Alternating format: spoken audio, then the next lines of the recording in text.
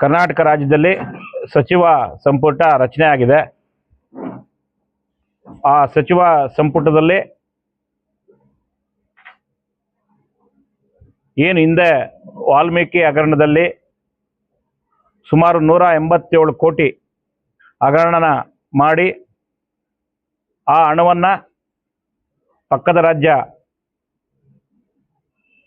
ಏನು ತೆಲಂಗಾಣದಲ್ಲಿ ವಿವಿಧ ಖಾತೆಗಳನ್ನ ಓಪನ್ ಮಾಡಿ ಅಷ್ಟು ಹಣವನ್ನು ಡ್ರಾ ಮಾಡಿ ಅದು ಸಿಕ್ಕಾಕೊಂಡು ತನಿಖೆ ನಡೀತಾ ಇತ್ತು.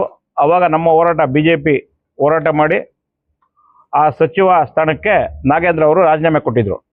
ಅದನ್ನು ಆಗಿನ ಮುಖ್ಯಮಂತ್ರಿಗಳಾದಂಥ ಮಾನ್ಯ CM ಸಿದ್ದರಾಮಯ್ಯನವರು ಸದನದಲ್ಲಿ ಒಪ್ಕೊಂಡು ಇಲ್ಲ ಅದು 187 ಕೋಟಿ ಅಲ್ಲ, ಕೇವಲ ಬರೀ 87 ಕೋಟಿ ಮಾತ್ರನೇ ಅಂತೇಳಿದ್ರು. ಅವಾಗ ಅವರು ರಾಜೀನಾಮೆ ಪಡೆದಿದ್ರು. ಇವಾಗ ಹೊಸ ಸಚಿವ ಸಂಪುಟದಲ್ಲಿ ಅವ್ರ ಮೇಲೆ ತನಿಖೆ ನಡೀತಾ ಇದೆ. ED ಅಧಿಕಾರಿಗಳು ಸುಮಾರು 2 ದಿವಸ ಅವ್ರ ಮೇಲೆ ಕುತ್ಕೊಂಡು ಸಾಕಷ್ಟು ದಾಖಲೆಗಳನ್ನ ಪಡ್ಕೊಂಡು ತನಿಖೆ ನಡೆಯುವಾಗಲೇ ಈ ಸಚಿವ ಸಂಪುಟ ಮತ್ತೆ CM ಏನಾದರೂ ನಮ್ಮ DK ಶಿವಕುಮಾರ್ ಅವರು ಇದರಲ್ಲಿ ಸೇರಿಸ್ಕೊಬಾರ್ದು ಅಂತಿತ್ತು, ಸೇರಿಸ್ಕೊಂಡಿದ್ದಾರೆ. ನಮ್ಮ ಹೋರಾಟ ಏನಿದೆ, ತನಿಖೆ ಮಟ್ಟದಲ್ಲಿ ಸಾಬೀತಾಗಿ ಅವ್ರು ತಮ್ಮ ರಾಜೀನಾಮೆ ಪಡೆದಿದ್ರು ಕಾಂಗ್ರೆಸ್ ಸರ್ಕಾರ.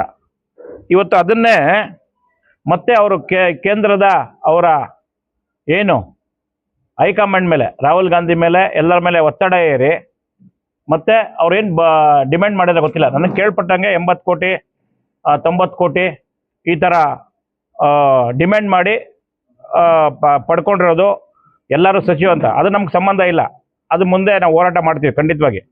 ಇವಾಗ ಏನಾಗಿದೆ, ಈ ಮತ್ತೆ ಸಚಿವ ಸಂಪುಟಕ್ಕೆ ಸೇರಬೇಕಂದ್ರೆ ಈ ನಿನ್ನೆ ಸ್ಟಾರ್ಟ್ ಆಗಿತ್ತು ಇದು ವಿಧಾನಸಭೆ ಅಧಿವೇಶನ. ನಿನ್ನೆ ವಂದನಾ ನಿರ್ಣಯ ಇರ್ತದೆ, ಇವತ್ತೊಂದು ಬೇರೆ ಇರ್ತದೆ. ಸೋಮವಾರದಿಂದ ಅಧಿವೇಶನ ಪಕ್ಕ ಸಬ್ಜೆಕ್ಟ್ ಮೇಲೆ ಚರ್ಚೆ ಆಗ್ತದೆ. ಆ ಕಾರಣಕ್ಕೆ ರಾಜ್ಯಾಧ್ಯಕ್ಷರು ಈಗಾಗಲೇ ಸುಮಾರು ನಮ್ಮದು ಸಂಘಟನಾತ್ಮಕ ಜಿಲ್ಲೆಗಳು 38 ಜಿಲ್ಲೆ ಇದೆ. 38 ಜಿಲ್ಲೆಗಳಲ್ಲೂ ಎಲ್ಲ ಜಿಲ್ಲಾ ಕೇಂದ್ರಗಳಲ್ಲಿ ಜಿಲ್ಲಾ ಕಚೇರಿ ಮುಂದೆ, DC ಕಚೇರಿ ಮುಂದೆ ಹೋರಾಟ ಮಾಡಬೇಕು. ಅನಿರ್ದಿಷ್ಟಾವಧಿ ಧರಣಿ ಆಗಬೇಕು. ಪ್ರತಿ ವಿಧಾನಸಭಾ ಕ್ಷೇತ್ರದಿಂದ ಬಂದು ಅಲ್ಲಿ ಕುತ್ಕೊಂಡು ಇವರು ರಾಜೀನಾಮೆ ಪಡೆಯೋವರೆಗೂ, ನಾಗೇಂದ್ರ ರಾಜೀನಾಮೆ ಪಡಿಬೇಕು ಅಥವಾ ವಜಾ ಮಾಡಬೇಕು, ಅಲ್ಲಿವರೆಗೂ ನಾವು ಹೋರಾಟನ ಕೈ ಬಿಡಲ್ಲ.